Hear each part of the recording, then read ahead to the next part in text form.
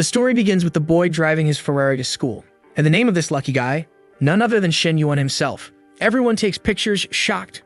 And soon, a baddie steps out of the car. The guys nearby start complaining this bastard just entered school and is already dating the goddess of the second year. A guy with glasses, his eyes trembling, says that life is easy when you're born rich and good-looking. You just pick whoever you want. But his friend beside him disagrees, saying that Shen Yuan isn't just picking whoever he wants, he's picking everyone. Even the first-year girls aren't being spared. Our boy is walking beside his date, and let's just say, she's got that confident posture, chest up to the sky. The girls watching are jealous of her, wondering if they should try to win him over again. One friend, applying lipstick, tells another not to give up. Opportunities must be created. Meanwhile, the king himself is just happy. However, this luxurious life of his didn't last long. As soon as he finished high school and went to university, the fun was over. That's because his family, which ran 3 travel agencies, went bankrupt. And not only that, they were left with millions in debt. He gets to his dorm room and calls his friends to play some League of Legends. But they just tell him to scram, saying it's no fun if he's not paying for everything. Right in front of him, our boy realizes he was abandoned by this bunch of fakes the moment he ran out of money. The worst part? His parents and sister now live in a cramped little place while he has to stay in the university dorms. In this situation, all that freedom he once felt disappeared. He thought it was over, until something happened. He approaches a girl leaning against the wall. This was his current girlfriend, known as Zhou Wanting. And right away, she delivers the obvious news, folks. Their relationship is over. She simply says she hopes he finds someone who understands him better in the future. The poor guy is stunned. He says they've been together for 3 years. How can she just break up with him out of nowhere? Does she have no heart? But the girl doesn't spare him. She says their relationship was never built on pure love. Besides, if they ever see each other again, he better not call her king. She hates that kind of nickname. Or rather, she already has one foot out the door and tells him never to see her again. Shen Yuan, however, relaxes and lets out a sigh. Just as she reaches for the car door handle, saying her friend has arrived, he stops her. She asks what he wants, and he tells her to return all those expensive designer bags he bought for her. This makes her furious. She says that after 3 years of dating, the least she deserves is to keep all the junk he gave her. Shen Yuan tells her that if she doesn't want to return them, they can always go on one last adventure. But she, enraged, just tells him to go to hell. Then the guy in the car calls her king and tells her to get in. And while at it, he looks at Shen Yuan and asks if he wants a ride. At that moment, Shen Yuan realizes that when he called her king, she made a scene. But when this guy says it, she doesn't care. Still, he simply tells the guy not to worry, he lives nearby. But the man insists, saying he's in no hurry. If Shen Yuan wants a ride, all he has to do is ask. He just wants to make sure the guy gets home safe. However, Shen Yuan knows this bastard only wants to get him in the car to humiliate him.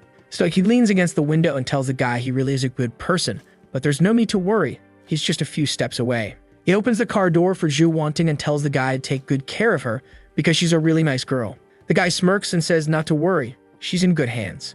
And with that, Shen Yuan nods. He says he appreciates those words. Men like them should really give their best to women. That's why it's good for the guy to know that her favorite condoms are mint-flavored. Also, there's no point in buying her overly fancy lingerie. She finds it uncomfortable. And her favorite roleplay outfits, doctor and police officer. Right there, he drops all the information for the guy to realize he's a fool. However, the dude in the car isn't too happy with this free lesson and quickly slams the door before speeding off. Shen Yuan is left there thinking that the guy just doesn't understand. He was only trying to help. Besides, he hopes Wan Qing does well in life. After all, she probably thinks this was the best choice. They have nothing to do with each other anymore, so he wishes her the perfect life. Our boy is an emotionless Sigma, folks.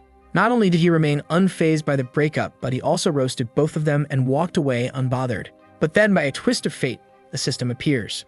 And it says that maybe everyone deserves the chance to live a perfect life. That's when the perfect life system begins to load. Shen Yuan's stats pop up minus 21 years old, 1.82 meters tall. Why am I reading this guy's stats? No idea, man. We don't even care about that. Shen Yuan stands there, confused, wondering what kind of madness is appearing in front of him. And then the system speaks. To live the perfect life, he doesn't just need money, he needs admiration from the opposite sex. His first mission is to spend money on an appropriate person of the opposite sex with an affinity score of at least 60. By doing this, he will gain more admiration. Whatever amount he spends on her, he will get back multiplied by 3. And if the affinity increased in the meantime, he would earn double. At least the math is easy to understand. He earns 3 times what he spends, and if affinity rises, well, he earns 6 times. He's standing there, glancing around nervously. And then the first victim appears. Folks, it's the trash tier counselor. But let's be real, there's nothing trash about her. She's top tier. She's impressed, saying that Shen Yuan is a real man. A guy shouldn't be suffering just because a girl broke up with him. He's standing there, all unsure, and then he notices something above her head. There's a little heart with 65 inside it. That's her affinity score. Right away, he starts believing that maybe this little system is real, and the counselor tells him to cheer up and not let this bring him down. Feeling a bit embarrassed, he thanks her while thinking that he might have just gained an advantage. Then she comments he applied for a scholarship, right? After all, the guy's broke as hell, and she says that soon it might be approved. But clearly he trusts the system way too much, because he immediately tells her not to worry about the scholarship anymore. After all, it wouldn't make much difference considering the size of his family's debt. The trash-tier queen tells him that if he ever has any problems in the future, he can come to her, even if it's about romance. With that, she waves and walks away. And Shen Yuan is left thinking, she fits all the system's requirements. So in theory, the money should triple. It was time to test it out. So he grabs her hand. He then thanks her for her encouraging words and asks if she'd like to go out for some bubble tea with him. And just like that, he's already investing. She was looking a little shy but happy. And right away, Shen Yuan starts doing the math. He had 87. Damn, this guy is broke. That's barely $15. If the money tripled, he should go up to 99. And that's exactly what happens. That's when he starts thinking if he just kept spending on her, the money would keep multiplying. This was the opportunity he needed to pay off his family's debts and finally get out of this miserable situation. It was time to go back to being his old self, or maybe even better. The problem? Multiplying 99 is nothing. So the first objective was to get a large amount of money and the right person to spend it on. And this madman, he already hit up loan sharks, borrowed from banks, and managed to scrape together $49,000. There's a risk he'll get killed and ruin his credit forever. But it's all or nothing. The only issue is that he has to be careful with the gift he's about to buy for his teacher. She knows he's broke, so she might refuse to accept it. 1 hour passes. He bought a Prada bag for her and spent almost all the money. The plan? Tell her it's just a cheap knockoff so she'll accept it. The only problem? He's standing outside her door knocking, and he doesn't even know if she's married. Man, the queen answers, and I'm sure she puts love into her cooking. She looks a little surprised, wondering what this lunatic is doing at her door. And then he tells her that ever since he started school, she's always taken such good care of him. Now that he realizes how precious her support is, he decided to bring her a gift. Lai Xiao immediately notices that it looks expensive and refuses to accept it. She tells him that as a teacher, it's her job to support students. He doesn't need to do this. But this smooth liar quickly reassures her, saying there's nothing to worry about. It's just a fake bag and it only costs 200. All he wants is for her to accept it as a token of appreciation. She hesitates, feeling a little guilty. It would be too rude to refuse something so simple. So she says she'll accept it, but when his birthday comes, she'll return the favor. Then suddenly, smoke starts coming from the kitchen, and she runs off. This madman, he doesn't waste a second. He just walks in. Now that she technically invited and right, but he was already there. For him, as long as she doesn't have a boyfriend and he doesn't get killed, everything's fine. Besides, it was time to start getting that sweet system cash. And just like that, the spending is marked as successful, and his money jumps to 120,000. After paying off the loan shark so he doesn't wake up in Rio tomorrow, he'd still have 80,000 left. It's not like he, a former millionaire, isn't used to having this kind of money. But coming from rock bottom, the feeling is different. Then Lai Xiao calls him out. Why is he just standing there staring at his phone? She tells him to sit down already. Shen Yuan, though, he wants to know, where's her boyfriend? Man, and she's over there cooking and casually says, she doesn't have a boyfriend. Wait, what? This guy instantly moves in to help her take off her apron. Damn, this dude is attacking. Unfortunately, the apron is all tangled up and it's taking a lot of effort to remove it. And then, out of nowhere, another queen bursts into the house, asking what the hell this bastard thinks he's doing. This one? She's the counselor's sister. Her name's Lai Meng. And the scene she walks in on, peculiar, to say the least. While Lai Xiao tells her to come eat, our boy quickly says, I'm not doing anything. And just like that, she rushes in, hugs her sister, and introduces herself. Folks, another queen has arrived. Our boy, feeling a little awkward, gives a small wave. But Meng, she simply says she doesn't feel comfortable with him in the house. To avoid any drama, Shen Yuan decides to head out. Suddenly, he's not hungry anymore. Lai Xiao finds it weird. He was just about to sit down. But her sister tells her not to get close to him. This guy is weird. The counselor insists he's just a student. There's no way he'd try anything like that. But her sister? She's certain that this bastard was up to something suspicious. Out on the streets, Shen Yuan's biggest concern is figuring out who to spend money on next. It's hard to invest too much in Lai Xiao when they don't have a real relationship. Suddenly, someone bumps into him. When he looks to the side, the guy's hand is shaking, and Shen Yuan asks Huang Hebao what happened. Hebao says that his goddess, Fang Minhui, went to the movies with some guy named Zhang Ping. The protagonist is a little confused. He knows for a fact that this guy has never been involved with Minhui. After all, she's the goddess of a certain class and would never get with him. His friend tells him to understand the pain of losing a goddess like that. Then our boy takes a look to the side. Man, the artist of this story is a genius, because suddenly, two baddies show up. The blonde and the dark-haired one. That's Minhui, the so-called goddess.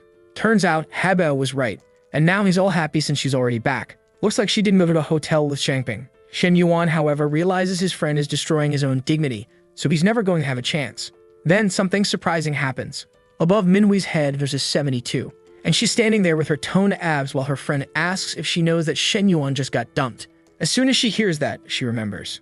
Man, this Minhui girl, she used to simp for our boy. She would buy him water, juice, and all sorts of things, just to try and get closer to him. For God's sake, man, the artist is a legend. The king of angles, this cameraman, and Minhui's friend. She hates Shen Yuan, saying he was already bad when he was rich and arrogant. Now that he's poor and arrogant, he's even worse. Man, our boy watches from afar as the little hearts above Minhui's head start dropping. He needs someone to spend money on, so he has to save those hearts. Right away, he turns to his friend and asks if he'd be sad if he and Minhui started dating. But his friend just laughs and tells him to stop dreaming. He's not the rich guy he used to be, driving the 4 Series BMW. Still, as long as Minhui isn't with Shangping, Haibao's already happy. The moment Shen Yuan hears that, he dashes toward Minhui. He walks up and calls her Comrade Minhui. Man, and she's tall. And just like that, her friend immediately steps in for protection. What is this, American football? She demands to know what Shen Yuan is doing here.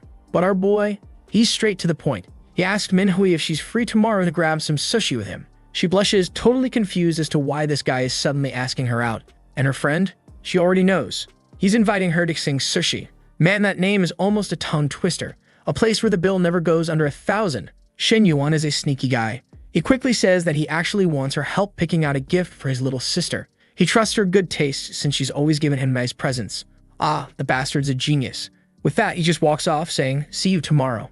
Minhui feels a little unsure since she just went to the movies with Shangping. But her friend tells her she can't refuse. She was invited to sing sushi or sushi. Whatever it's called, it has sushi. This friend did a full 360. Now she's saying that Shen Yuan might be a little arrogant, but at least he's hot. Shangping might have family money, but he's ugly as hell. So she tells Minhui to go for it. She has nothing to lose by eating free sushi. And just like that, we fast forward. The couple arrives at the restaurant and all the fancy dishes are being served. And of course, the artist stops exactly at the moment when Minhui is about to sit down, for unknown reasons. Meanwhile, Minhui has found out that Shen Yuan's family is struggling financially. She tells him he shouldn't be spending money like this on her. Sitting down or about to sit down, who knows? The artist is unstoppable. But on screen, it's our boy's thoughts that appear. He realizes it's been only 2 months since the last time she gave him gifts. Now he's feeling a little awkward. Then Minhui asks, why did he suddenly invite her to dinner? And what's this about buying a present for his sister? He replies that he's always wanted to invite her to dinner. He just never found the right time. Man, the hearts start dropping. He realizes that's not the answer she wanted, and he's confused. Then he quickly says, he remembers how she always used to buy things for him, how she loved chatting with him on WhatsApp at night. The moment she hears that he remembers, the hearts start rising again. Man, this system makes life too easy. What a cheater. Shen Yuan stays calm and 40 minutes pass. He's already paying the bill. Even with a discount, it still costs 2,700. Seeing how much money he's spending, Minhui is shocked. When she went out with Shangping, the rich guy, he was stingy as hell. Meanwhile, poor Lo Shen Yuan, he's spending everything. And since her affinity started at 72 and is now at 76, he's getting a bonus reward. He's about to make over 10,000 from this meal, which is insane. Meanwhile, Minhui is thinking. The more she looks at this guy, the more she likes him. And she grabs his hand, saying, it's time for us to go shopping. And as they arrive at the mall, just like in our legendary $90 billion story, he runs into his ex with the loser, and she looks furious, wondering how the hell this bastard she dumped yesterday is already with someone new.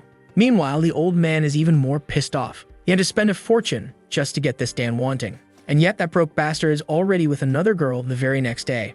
Our boy is inviting Minhui to help him pick out gifts. And right then, the old man calls out to him, saying it's a coincidence that they're here and suggesting they take a walk together. On the other hand, Wanting is furious, demanding to know what he's doing here and who that girl is.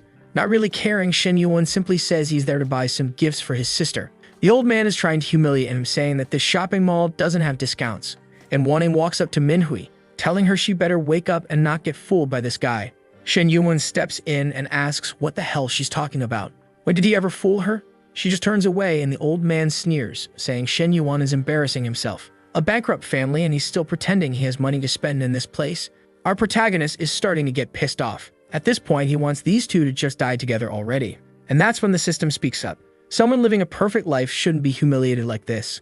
He has to spend money to raise affinity with someone who likes him, and at the same time lower the affinity of those who hate him. For every 5 hatred points he generates, his money will double. Our boy was thinking about being the bigger person and not humiliating them in public, but apparently, the system won't allow it. So he just tells Minhui, "It's time for us to go." Turns out the dude is famous at this mall.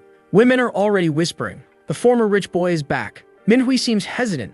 After all, everyone knows he's broke, so he won't be buying anything. But another saleswoman rushes over and tells him to come in. Meanwhile, Minhui is hinting for the old man to buy her the handbag. The store clerk who has to serve Shen Yuan, she's pissed off. She always wants to serve wealthy customers and leave the broke ones to the others. Minhui is already at the cash register, obviously making the cuckold pay for everything. Meanwhile, Minhui helps our boy pick out a handbag that represents his sister's youthful energy. The saleswoman next to him doesn't care much and just says, "That's quite expensive. It's over 50,000. While the cuck is standing there seething at wanting. He only planned to spend 20,000 on her today.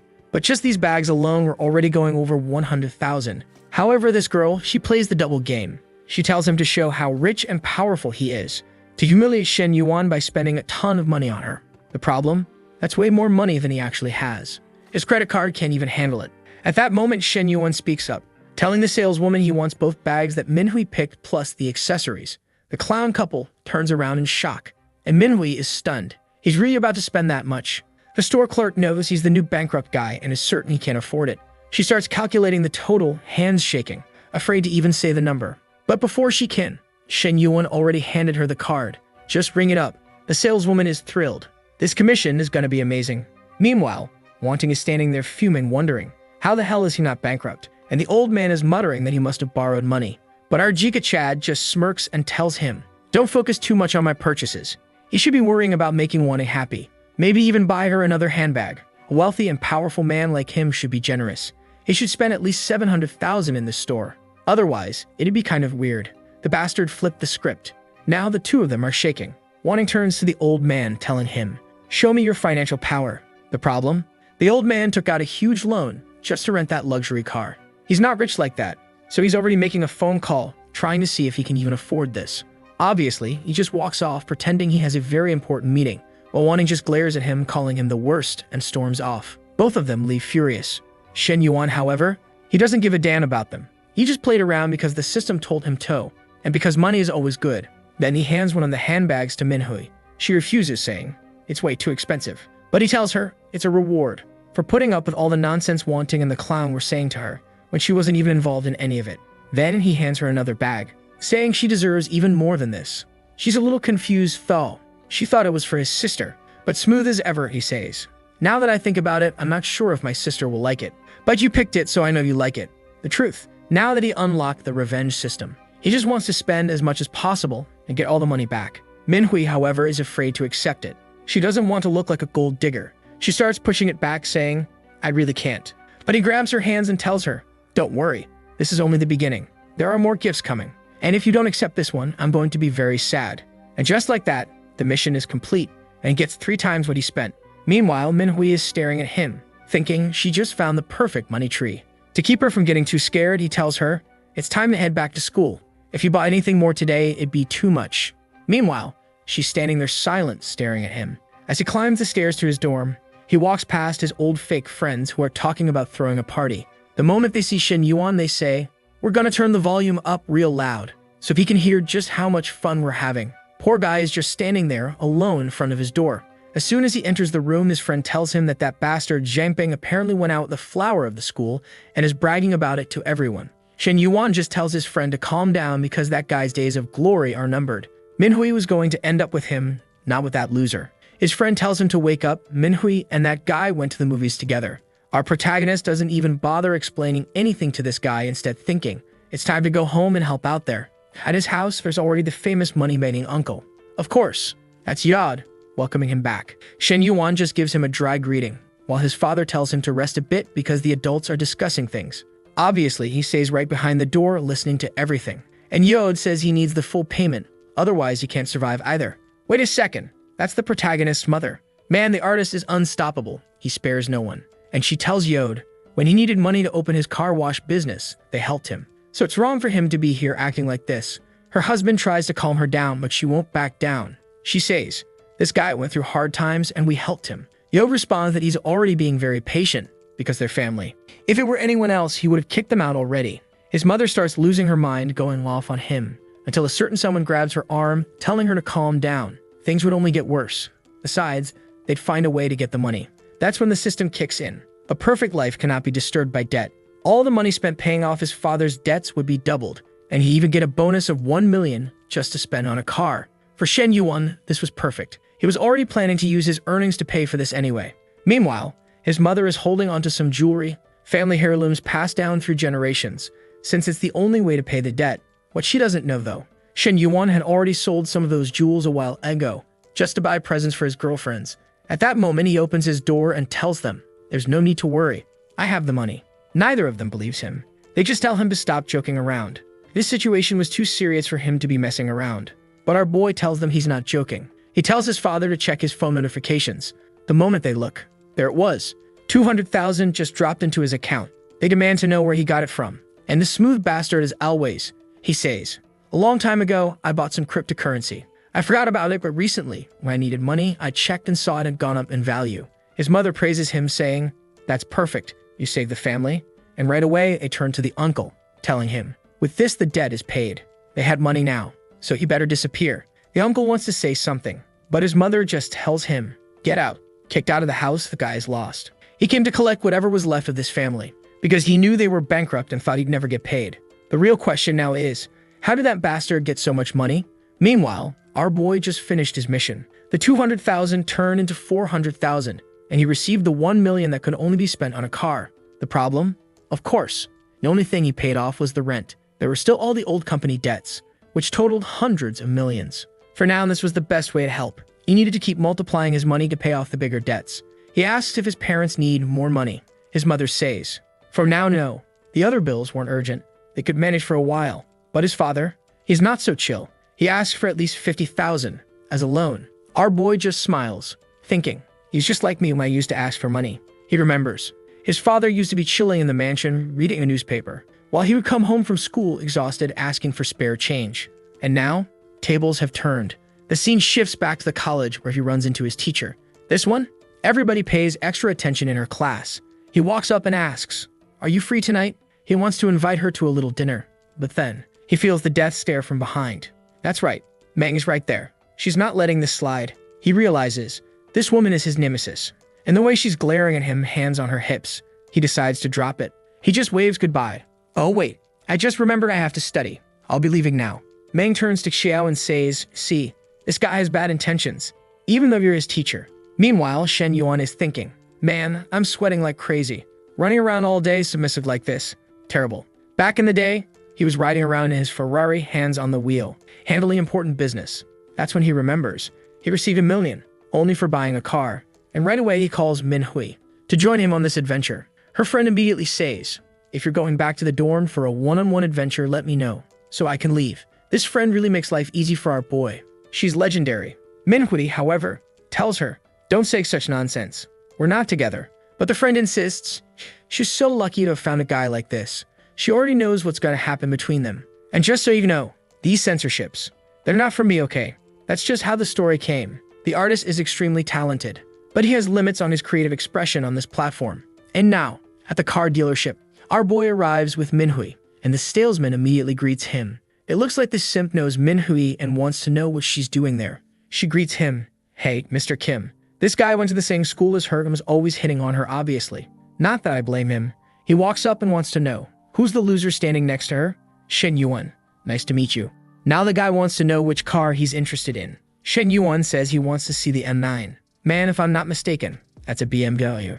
The salesman knows the car costs 600,000, and he's already dreading showing it to this broke kid, because he's sure he won't buy it. At the same time, it might be worth it, since he'd get to stare at Min Hui the whole time.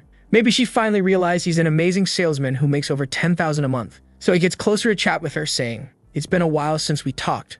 But Min Hui, tall as ever, cuts him off. She tells him that unfortunately she has other plans and isn't very interested in talking. Before this clown can react, Shen Yuan calls out to him. He asks, "Can I take it for a test drive?" The guy is fuming. That bastard just interrupted his flirting session. To be honest though, you were already rejected, man. Your flirting wasn't lasting long anyway. Shen Yuan may have been broke for a short while, but he's been rich for his entire life, and he's sick of this loser not treating him properly. So he goes straight to the reception desk and asks for someone who actually knows how to sell cars. Man, if she didn't show up to sell a car, I'd say she was prepared for other jobs, but let's move on. Her name? Chen Na, a top-tier salesperson at the dealership. She walks out asking, "How can I help you?" And our boy? He's standing there stunned. Fifi, the man got flashbanged by her beauty. Meanwhile, the original salesman is panicking. His coworker walks up and asks, "Why'd you leave that kid? You're gonna lose the sale." But the guy just shrugs. There's no way that broke kid is buying an M9. He's just showing off for the girl. Meanwhile, inside the car, Ken Ned is explaining everything to Shen Yuan. But our guy, he's not listening to a word. Because, even compared to Minhu, this girl is dangerous. The problem? He knows that some female salespeople at car dealerships sometimes sleep with customers just to hit their sales targets.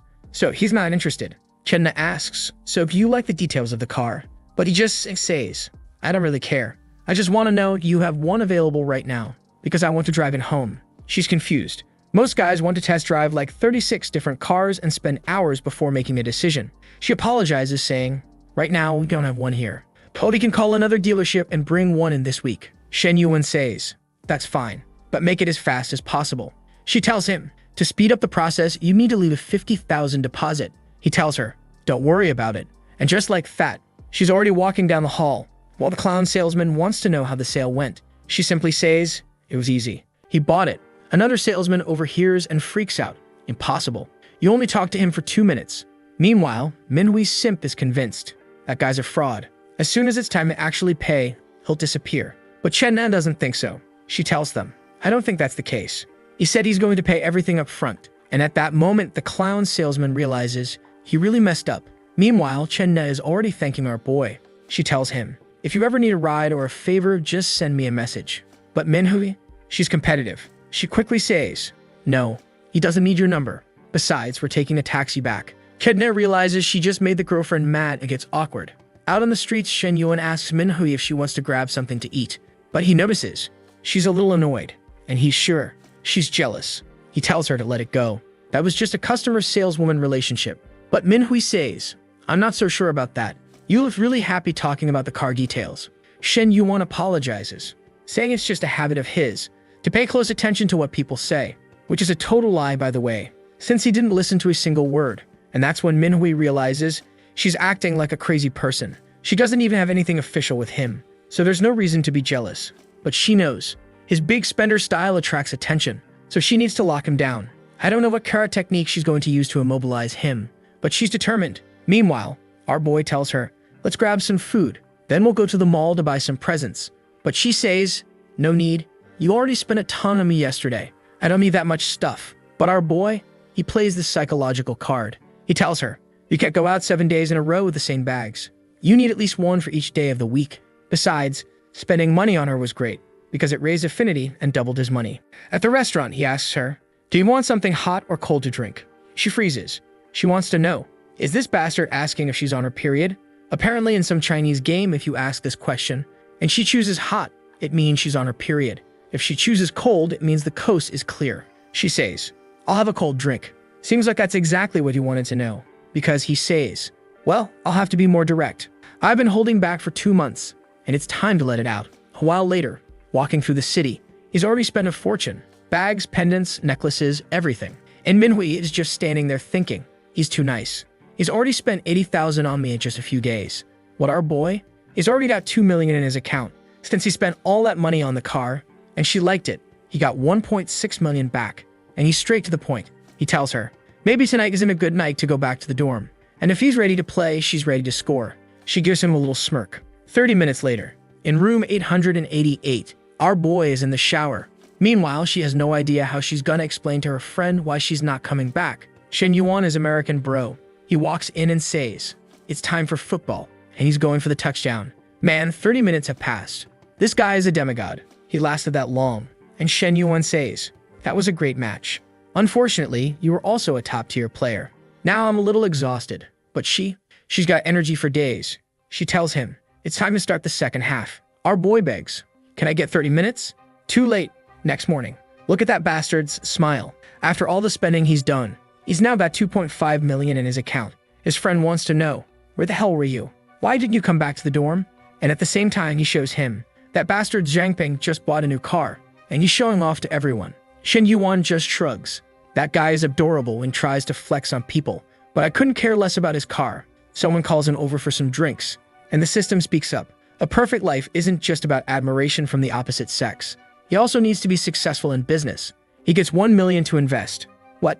He has to spend all of it in 1 week. And any profits he makes from his business ventures, they'll be doubled. To be honest, that's dope. A system that was just this would already be amazing. But okay, let's move on. Our boy likes this mission because he actually wanted to create a legitimate source of income, so he wouldn't have to keep spending money on gifts.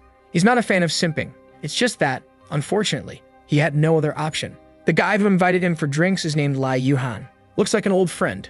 Meanwhile, in the Dragon's private bar, a dude in a Hawaiian shirt, Lin Guangyou, is complaining. Who are we waiting for? I'm starving. The guy in a suit, Heiji, tells him. The important people are on their way. The guy with the backward cap agrees. That's when Yuan, the guy who invited Shen Yuan, tells them to calm down. Just wait a little longer. Shen Yuan is on his way. But Guangyou scoffs. That guy shouldn't even come. His family went bankrupt, so why is he even showing up? Yumeng tells him, mind your own business. I'm covering everything tonight, so just keep your mouth shut. Take that L, clown. You think you can talk just because you've got a girl with factory airbags? Man, thank God her speech bubble isn't as big as her chest, because she's already complaining. Saying this Guangyou guy keeps grabbing her, but he won't even date her for real. Meanwhile, they ask, what about Heiji's girlfriend? He says, she'll be here in 10 minutes. But Guangyou, he hates that bastard Heiji, because apparently, his girlfriend is top tier. And bro, just by looking at those tights, we already know who she is. Shen Yuan finally arrives, and he makes sure to wear ragged clothes. Looking homeless, he apologizes for being late, and Yuhang just lost. No worries, there are some bad drivers out there. But Guangyou, he throws a little jab. If you met a personal driver, that wouldn't happen. And that's when she appears. That's right, the car dealership girl. Our beloved Chen Ma. She apologizes for being late. Heiji smirks. These clowns don't know how to compete. He may not have money anymore, but he has the best girlfriend. Too bad for him, though, because his girlfriend is already checking out our boy Shen Yuan. She remembers his face very well. After all, he bought that car, but she ignores him and goes straight to her boyfriend. At least she's loyal. A while later, Yuan explains. He invited everyone here for an investment opportunity. It's going to be huge. He needs to raise 2.4 million, so he's expecting around 700,000 from each person. Awkwardly, he asks, so, what do you guys think? You bastard. You're asking for 700,000. Can you at least explain why, you damn scammer? Apparently, his friends already know him, because he always makes bad investments. But since he usually uses his dad's money, nobody really cares. This time, though, nobody wants to invest with this lunatic. The room is dead silent, and Yuhang is pissed. When he covers most of an investment, everyone wants to join in. But now that it's an equal share, they're all backing out. And he asks, why is it so quiet? Nobody has anything to say. Guangyou speaks up. I'm not investing right now. I'm focusing on saving money. I want to play it safe. Everyone else says the same thing. They can't afford to lose money. Taking a risk is too dangerous. The basketball jersey guys in the corner, they're pissed that he's offering such a bad deal. Meanwhile, Yuhang knows. This time, his money-making plan is solid. Too bad nobody trusts him. Guangyou then says, but if you want to borrow money, that's a different story. Of course, scumbag. Because if the investment works out, you still win. If things go south, you just get your money back. Damn, even I want to do this. Just kidding. I don't have money for that. Shen Yuan is standing there wondering why Yuhang still deals with these guys. They're just a bunch of parasites. So he asks, what do I get if I invest at 700,000? The room goes silent. Guangyou turns to him. Stop making things up. Everyone knows your family is broke. The guy in the cap even puts his hand on his shoulder. Dude, just go to the bathroom and wash your face. You must be drunk without even drinking. Heiji tries to explain. In business, things are complicated. You're young, so you don't understand. But that 700,000, it could disappear. While everyone is doubting our boy, in the back of the room, Chen Ne is watching. She remembers that yesterday, he spent 600,000 on a car, without hesitation. So maybe 700,000 isn't crazy for him. But she decides to stay quiet. She barely knows him and doesn't want to get involved. But our boy, he doesn't wait for an answer. He just says, I already transferred 700,000. Yuva immediately checks his phone, and his screen lights up like a stadium floodlight. There it is, the transaction notification. He shows it to Guangyou. Take a look. The soul nearly leaves his body. He starts trembling. Meanwhile, the towering Chen No wants to know, why is everyone's face changing? Even the viewers are noticing. Now the whole room gets up. demanding Guangyo explain what just happened. Even Heiji is curious now, but Guangyo refuses to add to Shen Yuan's hype. He just tells them, figure it out yourselves. But deep inside, he wants to know why the hell that bastard pulled out that kind of money. That's when Zhao Zheng, the cap guy, walks over. He sees everyone acting weird and asks, what's going on? Next frame, he's already leaving saying, oh, I just remember I have something to do at home. One by one, everyone starts leaving. See you next time. Heiji is confused. Why is everyone leaving? But Chen Men just says, we're leaving too. And she's already outside. Her boyfriend tells her, there was no reason for you to leave. He doesn't even know if the guy really transferred the money. And that's when she reveals. Yesterday he came to the dealership and bought a car in cash. Suddenly the boyfriend is angry. Not at Shen Yuan, but at his girlfriend for not telling him the guy was rich. Looks like the game is changing, huh? And she's pissed. You're mad at me because I didn't tell you he was rich? Well, goodbye. If all you care about is some rich guy, then I'm out. Now it's just the two of them. Yvang sighs. If I knew you were gonna invest everything, I wouldn't have called those guys. But Shen Yuan says, it was a good way to prove they're not trustworthy. Now he wants to know, what's the plan for this business? Even though he's just an investor, he wants to discuss the strategy. Yeah, it's obvious now. They're opening a bar. They start talking about the theme, the operations, the decor, everything. An hour passes, and Chen Ness sends him a message. Come pick up your car tomorrow. But our boy says, no rush. Then he asks, are you free tomorrow? Because I'm really curious about that BMW M9. She's confused. What's with this sudden interest in the M9? Before she can reply, he sends another message. See you at the restaurant tomorrow. Next day, she's at the meeting spot, wearing her work uniform, which honestly looks more like a costume. Shen Yuan hasn't arrived yet, and she's been waiting for a while, with some random guy next to her. That's when a chubby, bald dude walks by. He recognizes her immediately and heads straight for her. He's never had a chance to hit on her before, but this is the perfect opportunity. His friends outside are watching, wondering if he'll actually pull it off. But most of them say, no way. Chenna isn't that type of woman. She's serious. Most guys who tried failed. And damn, one of those clowns, it's Heiji, the simp boyfriend, who wants to know who the hell she's waiting for. Meanwhile, the chubby guy walks up to Chenna and asks, mind if I join you? She instantly refuses. No, thanks. I'm waiting for a friend. The guy thinks she's just playing hard to get. He says, I'm your superior, so you should show more respect. We're eating together today. But she tells him, step back. It'd be better if we didn't have any relationship at all. And then, this bastard goes straight to the point. Don't worry. If the problem is my family, I'll get a divorce. Damn, this woman must be something else. Meanwhile, Heiji is watching from a distance. He wasn't with his friends. He just overheard the conversation. And now that he sees the chubby guy talking to her, he storms over their table and flips out. You traitors. You've been deceiving me behind my back. Before the chubby boss can say anything, Heiji throws a punch right to his face. The boss stands up, furious, and a full-on brawl breaks out. Meanwhile, Shen Yuan finally arrives, looking completely confused. As soon as our boy arrived, he immediately understood what was going on, and he just thanks the chubby guy for sitting next to her and taking Heiji's punch for him. With that, he grabs Chenna's little hands and says, it's better if we go somewhere a little more private. Inside the car, she tells him she was with Heiji for 2 weeks, but she already realized he's not a good person. Shen Yuan tells her, well, at least everything's settled now. But she shakes her head. No, that's not the case. Heiji punched her boss in the face. So now she's definitely going to be treated worse at work. He tells her, just quit that horrible job and find a better place. But she explains, in my profession, it's not easy to just switch dealerships. Not to mention, I've built a client base over the years and I'd lose all of them. The truth is, she's tired of working as a saleswoman. She wants to own a simple store, where she can work when she feels good and close when she's tired. The problem? Even opening a small cafe costs $400,000, and she knows she'll never save up that much. Our boy, who needs to invest money, sees the perfect opportunity. So he asks, if an investor showed up, would you be willing to open one? Because from the $1 million he has for investments, he still has $300,000 left.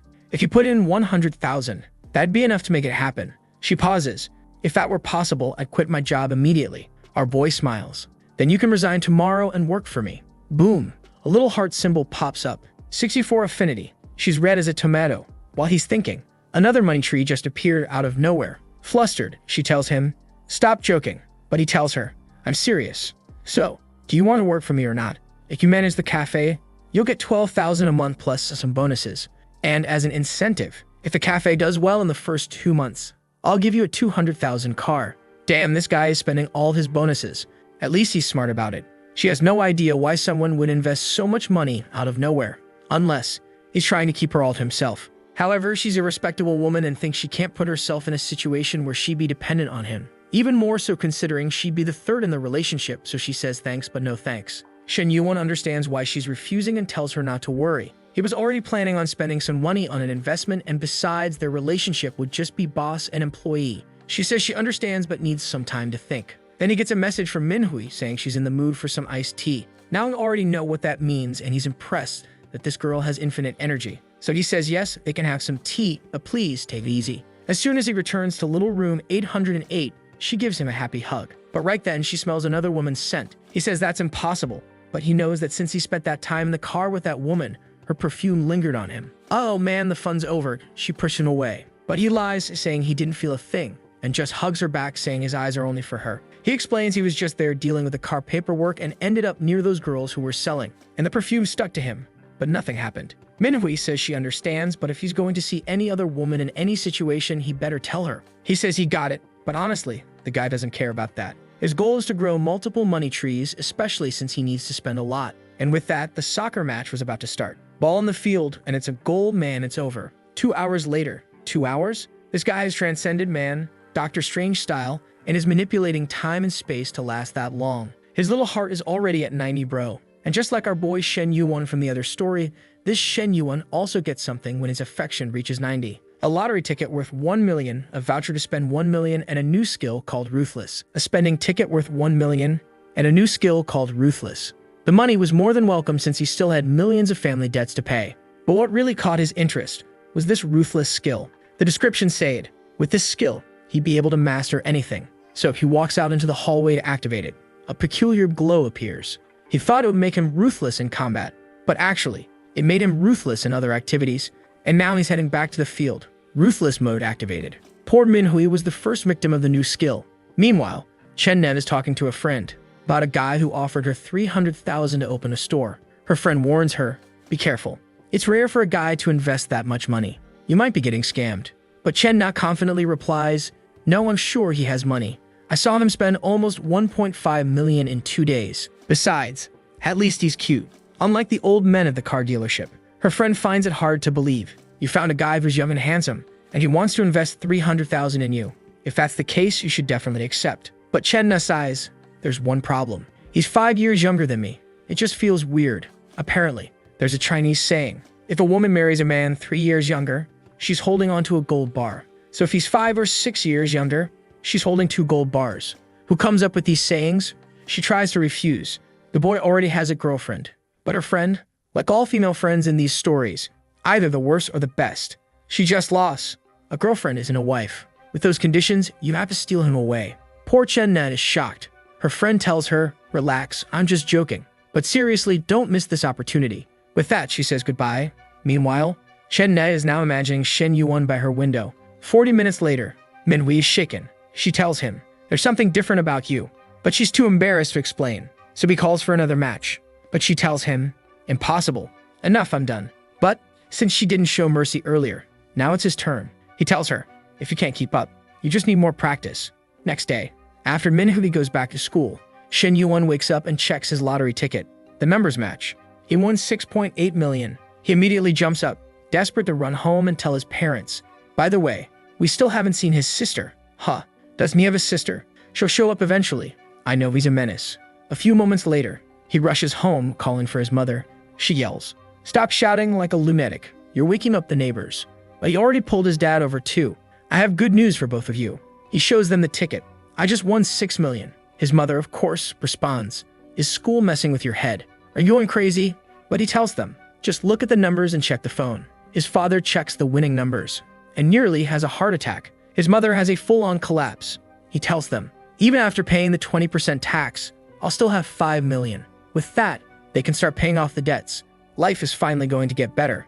He'll just take a small portion for investments because he still needs to make money. His father tells him, that's fine. All I want is for you to not lose it all. Shen Yuan tells them, I'll take 1 million for myself and leave 4 million for you. I thought they'd be super happy or shocked, but they just calmly thank him. Meanwhile, at the car dealership, the chubby boss who got beaten up asks Chen Na, what the hell is this on my face? But Chenna, standing there in her work uniform, doesn't care. She already broke up with that guy. Besides, if Heiji punched him, that's a problem between the two of them. Her boss, however, won't let her off the hook so easily. He says, every problem has its roots, and in this case, the root is you. He realized, his damn woman is trying to walk away without facing any consequences, so he has to get revenge. She insists, the fight between you two has nothing to do with me. Besides, you wouldn't have gotten punched if you hadn't sat next to me. Her boss then says, all right then, for not showing up to work yesterday, you don't have to show up for a whole month. Confused, Chen-na tells him, but I asked for permission to be absent, but he just shrugs. I don't care. I own this dealership. I decide who works here and who doesn't. You're banned from selling anything for a month. He knows. If she loses her job, she loses all of her commission. And with only 1,200, she won't even be able to pay rent. At that moment, Chen-na turns around and says, if that's the case, I'll quit. I'm never coming back to this place. The clown boss tells her, you should think carefully. If you leave, you can't come back. But she's already walking away. Swag mode activated. At least working for Shen Yuan would be better. At least he's not an old man. She waves goodbye. No need to think about it. I'm never stepping foot in this place again. 30 minutes later, Shen Yuan receives a message. She's ready to quit. He congratulates her. Took you long enough to escape hell. Now I just need to find a good location for the store. Now he's off to visit his teacher, a very hard-working woman. She's struggling to lift a heavy box from the floor. Damn, that looks painful. Looks like she called him specifically for Thiz, to help her lift the box. Now she's trying to reach another one, but it's too high up. She can't reach. Don't worry, teacher. The hero has arrived.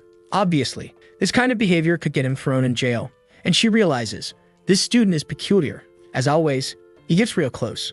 Does he actually have those kinds of feelings? She even asks him, did you get the papers? He nods. Yeah, I got them. But then, some other students show up. They say, we're here to help the teacher. But when they walk into the room, they don't understand why her face is red as a tomato. She steps to the side, while Shen Yuan explains the help she needed. Meanwhile, Xiao realizes, his damn Shen Yuan is getting bolder and bolder. He's pulling these moves even at school. The problem is, her heart just skipped a beat, but he's her student. She can't be thinking like this. Haha, too bad for her. He's got the affinity system, and he noticed it increased. Looks like that little favor was deeply appreciated. The scene shifts to the south side near the school. These are the villains. And the girl on the left? She has that good and bad kind of evil look. They're talking to Zhangping, that guy who bought a car and now acts like he's better than everyone else. Oh yeah, the clown who walks around in his little Gucci outfit. He's mad, because Minhui rejected everything he tried. She's completely ignoring him, but it's fine. He's got plenty of options. He says, not every girl appreciates my new car. And the girl's gasped. That car is so expensive. Your family must be billionaires. But Zhangping nearly spits out his tea, because he sees someone familiar. And as always, it's Chen Na, walking around, dressed more like a fantasy character than a real person. The guy comments, her legs are so long, they're usable all year round. Meanwhile, outside they're looking at a brand new car, the M9. And honestly, it might not even be a BMW.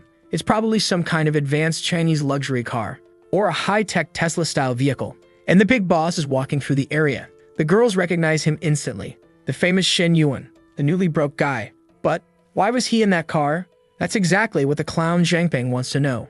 At that moment, our boy walks into the cafe, and Chen Na immediately greets him. Hey there, boss. Zhangping is standing there, mouth wide open. He wants to know, why is that goddess talking to that broke loser? Meanwhile, Chen Na tells him, the owner of the cafe just messaged me. She's on her way. She asks, so, do you like the car? Shen Yuan shrugs. It's not bad. The dangerous villain girl smirks. There's something peculiar about Shen Yuan's interaction with that girl, and Zhangping is losing it. How the hell does he go from dating one in one day to being with someone even hotter the next? At that moment, the cafe owner arrives. To be honest, she's the skinniest of the women so far. Not that skinny, but you get what I mean. Her name? Lai Yucheng. She greets our boy. You're so young. He replies, we're all around the same age. They're all about 20 or so. She explains, her cafe isn't doing well, but since it's near the school, a lot of students pass by. However, she has some issues at home and needs to take care of her child. That's why she wants to sell the place for 300,000. But our boy, he wants to keep 50,000 to cover Chen Na's salary. So he tells her, I don't like haggling. I'll give you 250,000. And that's it. Yucheng was hoping to get at least 270,000. But since he's paying up front and looks serious, she simply asks, can we finalize this today? He nods. The moment we sign the papers, the money will be in your account. Immediately, She calls the girls nearby and tells them to meet the new owner. Shen Yuan explains, Chen Na here is the new manager. I won't be around much. The girls nearby overhear the conversation, and the Hollywood tier villainous gasps. That bastard just bought a 250,000 cafe for his girlfriend in 10 seconds. Meanwhile, Zhang Bang's about to explode with rage. Just then, Yu Cheng gets a call. She stands up. I need to take this. And at that moment, Chen Na sees the name on the phone. Her face freezes. Because it's him. The man who fired her from the dealership. That scumbag owns half the world, huh? Shen Yuan is pissed. That bastard has a hot wife at home and still flirts with all the girls at work. Truly a despicable man. Shen Yuan wants to tell Yu Cheng what kind of man her husband is, but she doesn't want to ruin their relationship. He warns her, it's better if you don't get too involved. She asks, why? He explains, you're about to let a 40-year-old man with too much money loose and without a family. That's dangerous. You never know what he'll do. She pauses and thanks him for the advice. She hadn't thought about it like that, and he was right. That guy might actually become a problem. Meanwhile, Shen Yuan transfers the 50,000 salary and tells her, I'm looking forward to seeing how the first week goes. With that, our boy had officially spent his first million and became a junior investor. Man, I want to be a junior investor too. What is this, bro? But the system is unstoppable. Now, he gets 10 million to invest and expand industries. Once he spends it all, the profits from these new businesses will be tripled. And on top of that, once he spends the 10 million, he'll receive a mystery industry. A little while later, Yu Cheng comes back to thank him. She tells him, I'm heading out. It was nice doing business with you. Our boy shakes her hand, and his mind goes, damn, her hands are so soft. It's like she doesn't even have bones. Now he's already imagining how a football match would go with her. He tells her, it was nice working with you. I'm looking forward to seeing you again. 30 minutes later, he's taken Chen Na to a restaurant. Of course, just to eat, right? She tells him, this place is really expensive. Do you come here often? Our boy shakes his head. Nah, but today's a day to celebrate. He finds himself staring at her, thinking, she's irresistible. This guy is unstoppable. He goes for the attack. Why are you sitting so far away? You could sit a little closer. Our boy is a magician, because she was on the other side of the table, and now she's right next to him. 3-meter arms like Majin Buu. And our boy is thinking, I just spent 300,000 to open this cafe for her, and I'm paying her 12,000 a month. I need to get some extra profit out of this. Meanwhile, Chen Na is thinking, there's no such thing as love or generosity without reason in this world. So why does he really want to open this cafe? Does he actually want to make money from it? That wouldn't make sense, considering everything he buys. Meanwhile, Shen Yuan, the hardworking man, has both hands on the watermelons, and Chen Na, she realizes, that's all she really has to offer.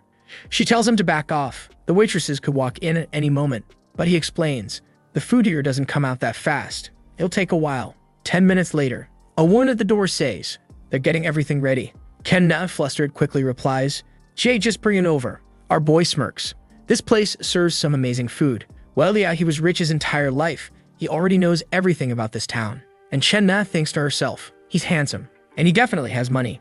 But the problem is, he's a shameless bastard, especially since she already knows he has another gorgeous woman by his side. So why does he act like this? It was honestly embarrassing. But now, it was too late to think about it. At the checkout, as always, our boy pays calmly. After all, the money will be doubled. Meanwhile, Chen Na realizes what he just spent on this dinner is the same amount she'd make from selling a luxury car. As they step outside, she tells him, I want to go back to the cafe. I need to talk to the owner. But he tells her, it's too late for that. She's probably closing up shop. You'll just be bothering her. She sighs. Yeah, I guess you're right. Then just take me home. Oh boy, we already know what's about to happen. They arrive at her apartment complex. She waves goodbye, but our boy says, I'm really thirsty. That walk made me crave a drink of water. She's not naive though.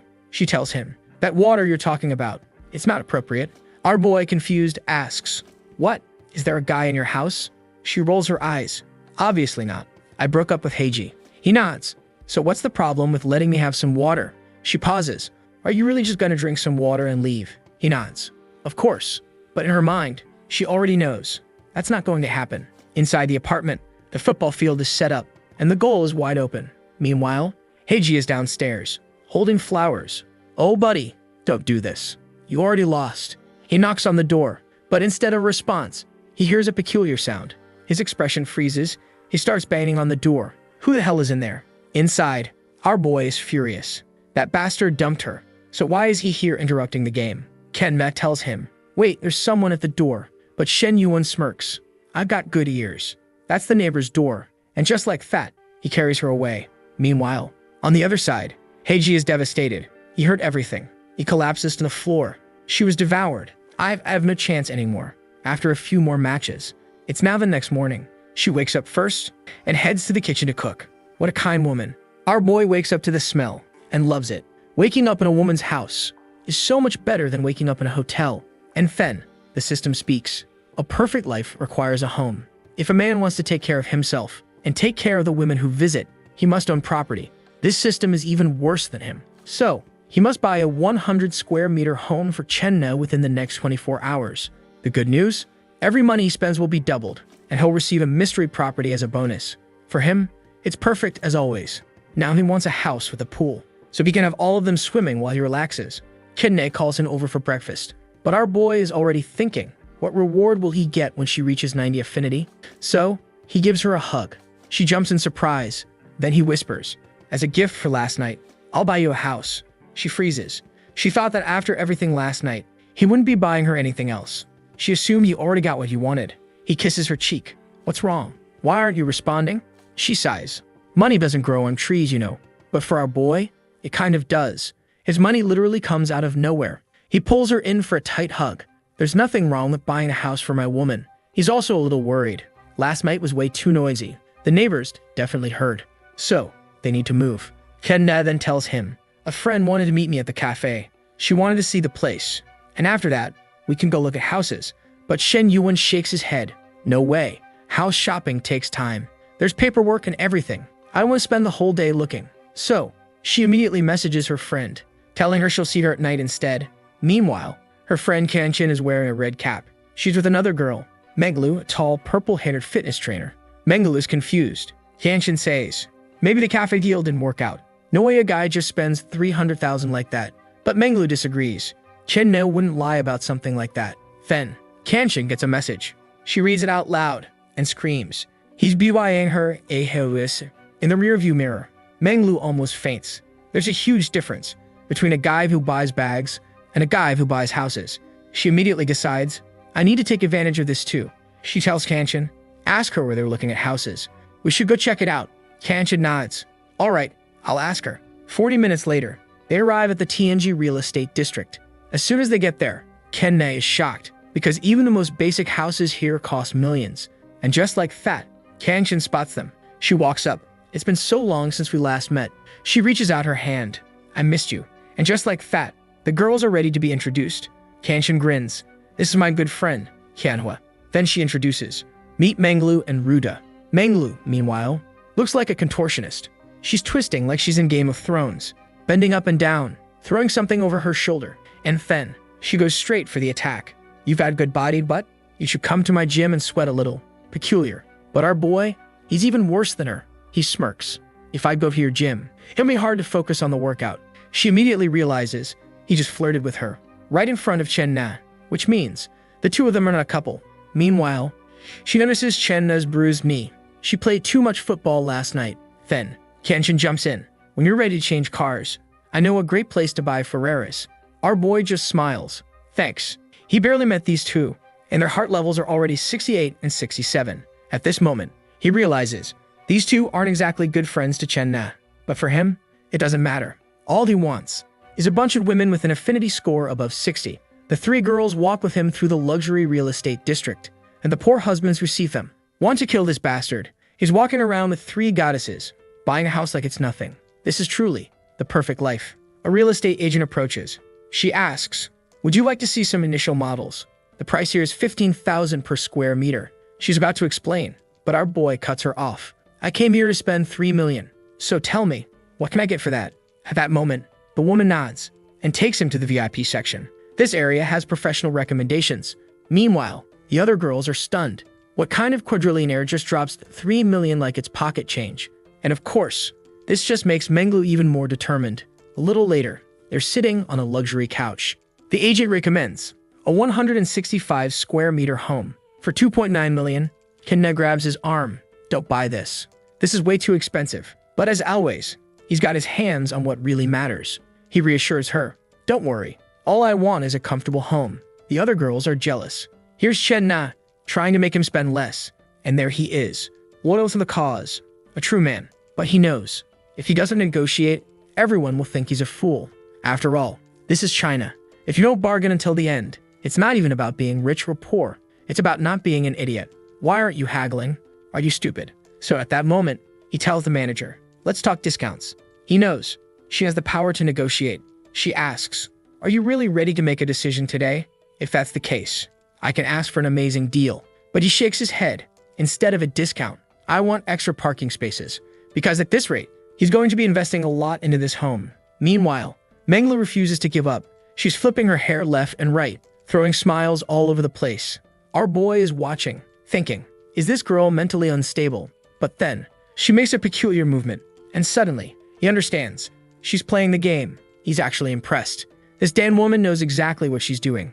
But now's not the time to be thinking about that. He's here to finalize a contract for a 3 million house.